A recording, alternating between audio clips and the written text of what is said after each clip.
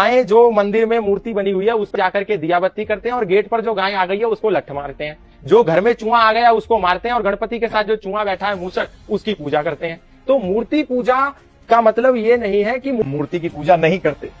मूर्ति का मतलब होता है मन गढ़ंत बनाई हुई आकार, उसको मूर्ति कहते हैं। हम मूर्ति बिल्कुल आगे जैसे मूर्ति पूजा की। आज आप कहीं भी जाइए, जैसे कि आपने सुना होगा, मजाक सा लगता है कि एक कुत्ते ने लघु शंका कर दी एक पत्थर पे गांव के बाहर। तो एक व्यक्ति निकलता हुआ आया, उसने और किसी ने पानी डाल के गया, दूसरा आया उसने उसमें और पानी डाल दिया, तीसरे ने डाल, चौथे दिन मंदिर बन गया। अब ये बोगस है। ये क्या है प्रभु जी? This is bogus.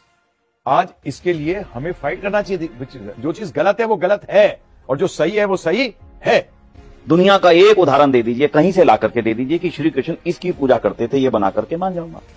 राम का एक उदाहरण दे दीजिए पूरे रामायण से कि राम मर्यादा पुरुषोत्तम राम इसकी मूर्ति बना करके अर्थ विग्रह, मैं इसका पूरा अर्थ नहीं जानता इसलिए क्षमा चाहूंगा, लेकिन ऐसा कुछ आकृति बना करके उसकी पूजा करते थे।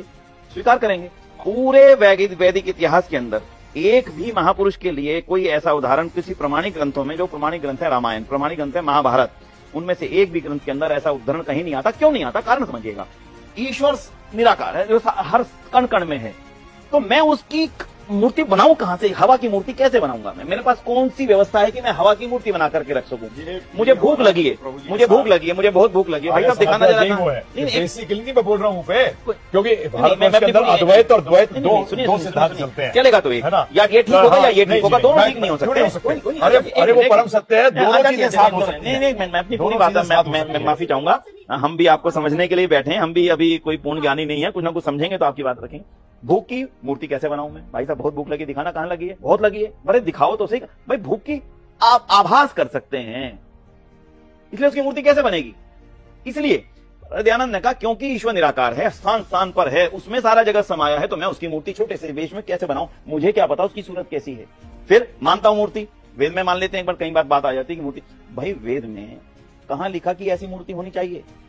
लाखों तरह की मूर्तियां पूरे दुनिया के अंदर प्रचलित हैं, उनमें से कौन सी ठीक है? एक दो हर तरह की है। फिर तो परमात्मा की जितनी भी सारी दुनिया में इतनी सारी प्रकृति है, ये भी परमात्मा की मूर्त ही है। जो इतने ऊंचे पहाड़, इतने ऊंचे जंगल, वृक्ष आदि, ये भी सब। इसलिए महर्षि दयानंद का स्पष्ट मंतव्य था, ईश्वर कण कण में है, हर पल हर समय है, इसलिए उसको हर समय हर जगह पे स्वीकार करना ही उसकी वास्तविक उपासना है। उसको एक देशीय मान लेना, एक जगह पर मान लेना, एक जगह पर बैठा हुआ मान लेना दोष है। मुझे ऐसा लगेगा कि अब तो मैं मंदिर से बाहर आ गया हूं, अब मुझे डर की चिंता की कोई बात नहीं है, क्योंकि इस समय पंडित जी ने द्वार बंद कर दिए हैं।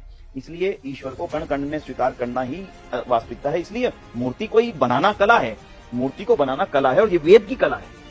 मूर्ति कला वेद की कला है, पत्थर को गढ़ना, लकड़ी को गढ़ना, लेकिन उसकी जो साकार पैदा हुआ, मैं आपकी मूर्ति बना सकता हूं क्योंकि आप मेरे सामने साकार है, मुझे दिख रहे हैं। राम इस संसार में पैदा हुए, कृष्ण इस संसार में पैदा हुए, उनकी मूर्ति है क्योंकि वो पैदा हुए, तो मैंने उनको देखा, देखने के बाद उनमें एक कलाकार ने बनाया, उसके बाद उसकी मूर्ति बनाई, उसके पत्थर से लकड़ी की। लेकिन जो संसार को बनाने वाला है, जिसका अपना कोई इससे शारीरिक रूप से